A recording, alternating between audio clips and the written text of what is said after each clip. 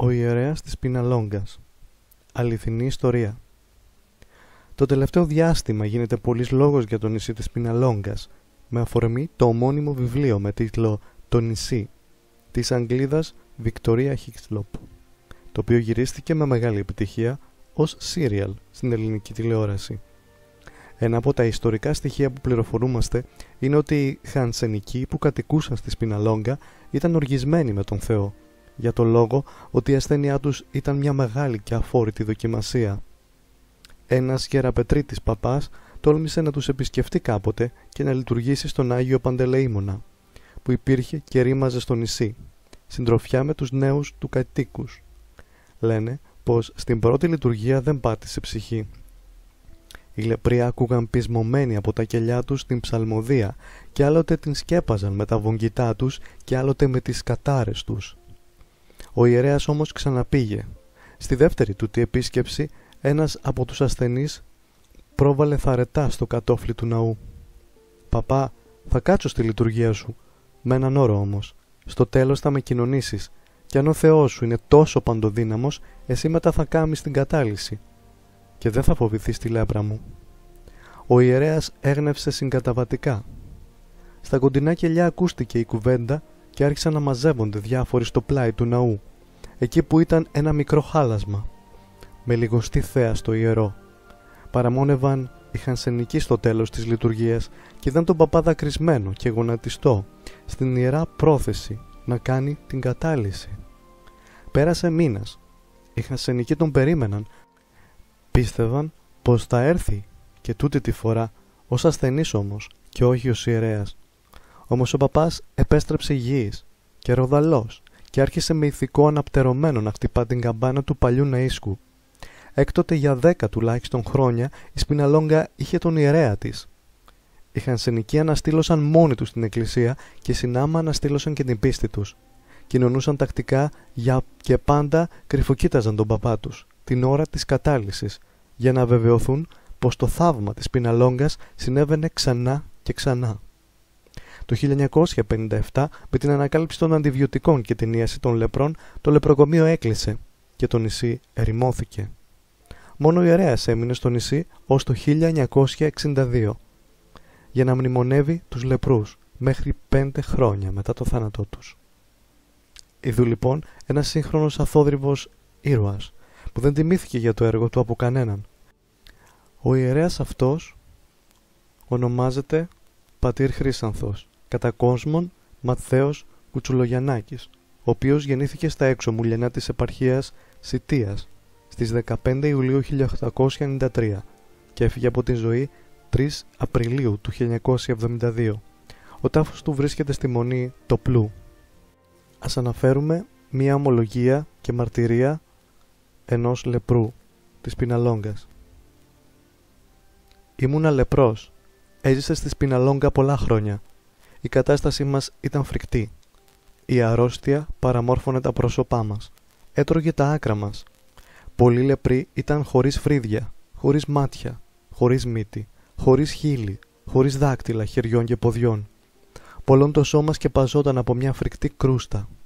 Οι πληγές ξερνούσαν πολλές φορές ακαθαρσίες και έτσι κολλούσε το σώμα με τα ρούχα.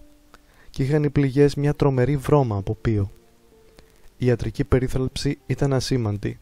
Υπήρχε στο νησί ένας γιατρός και ήμασταν οι άρρωστοι περίπου 600. Και δεν έφταναν αυτά. Ζούσαμε οι περισσότεροι σε σπίτια μικρά, υγρά και ανήλια. Ο φόβος της μόλυνσης έκανε όλους τους υγιείς ανθρώπους να μην τολμούν να μας πλησιάσουν.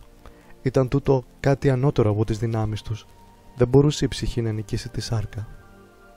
Ο γιατρός, οι νοσοκόμες, οι άλλοι δημόσιοι υπάλληλοι και οι γυναίκες που έπλυναν τα ρούχα μας άφηναν το νησί της Φρίκης λίγο πριν τη δύση του ήλιου και πήγαιναν με βενζινάκατο στην πλάκα, που ήταν δυτικά και απέναντι της Πιναλόγκας. Φεύγοντας έκλειναν την πελώρια πύλη του Βενετσιάτικου τείχους, που χώριζε την αποβάθρα από το χωριό μας. Και μέναμε οι λεπροί ονομόναχοι, συντροφιά με την μοίρα μας. Η απομάκρυνσή τους βέβαια από το νησί ήταν δικαιολογημένη. Έπρεπε να ζήσουν μερικές ώρες μακριά από το νησί των ζωντανών νεκρών, όπως αποκαλούσαν τη Σπιναλόγκα, τότε δημοσιογράφοι των αθηναϊκών εφημερίδων. Τις δύσκολες ώρες όλοι μας, όταν δεν μπορούμε να σταθούμε όρθιοι με τα μάτια καρφωμένα στο συνάνθρωπό μας, γονατιστοί, στρεφόμενοι τα μάτια μας προς τα άνω, και εμείς βρισκόμενοι στη Σπιναλόγκα, στον Γολγοθά του ανθρώπινου πόνου, πηγαίναμε στην εκκλησία του Αγίου Παντελεήμωνα και στην εκκλησία του Αγίου Γεωργίου και προσευχόμαστε σιωπηλά. Νιώθαμε όλη την ανάγκη ενός ιερέα. Εκείνος μόνο θα μπορούσε να μας παρηγορήσει με το λόγο του Θεού, να μας συμπαρασταθεί πνευματικά. Όμως η ιερέας ερχόταν στο νησί μας από την Ελούντα μόνο 2 φορές το μήνα. Ερχόταν Σαββατόδωρα εδώ, έκανε τον εσπερινό και έφευγε. Ερχόταν πάλι την επόμενη μέρα, τελούσε την Θεία Λειτουργία και έφευγε. Ερχόταν και άλλες φορές, τότε όμως ερχόταν από αναπότρεπτη ανάγκη για να κυδέψει τους νεκρούς μας. Κάποια μέρα καθόμαστε μερικοί άντρες στην αυλή του καφενείου μας που ήταν κοντά στην πύλη. Τότε πιο πέρα φάνηκε ένας ιερέας. Καταλάβαμε όλοι μας ότι ήρθε στο νησί για να λειτουργήσει. Μόλις μας είδε, ήρθε κοντά μας. Μας καλημέρισε με εγκαρδιότητα. Όλοι μας όρθιοι και με ελαφρά υπόκλιση τον καλωσορίσαμε. Κανένας μας όμως δεν έτεινε τον χέρι του για να τον χαιρετήσει. Ο λεπρός δεν πρέπει να χαιρετά με χειραψία. Και αυτό για να μην μεταδώσει την καταραμένη του αρρώστια. Τότε εκείνος μας χαιρέτησε όλους με χειραψία. Μας είπε απλά ότι θα μείνει κοντά μας και να μας βοηθάει στην εκπλήρωση των χριστιανικών μας καθηκόντων. Η συγκίνησή μας ήταν μεγάλη. Την άλλη μέρα πήγαμε στην εκκλησία του Αγίου Παντελεήμωνα. Παρακολουθούσαμε όλοι, άνδρες, γυναίκες και παιδιά, με κατάνοιξη την Θεία Λειτουργία, που τελούσε με δωρική απλότητα και ασπροσμέτρητη ευλάβεια. Την Κυριακή αυτή δεν μεταλάβαμε. Δεν είχαμε ενημερωθεί έγκαιρα για την τέλεση της Θείας Λειτουργίας και δεν είχαμε νηστέψει.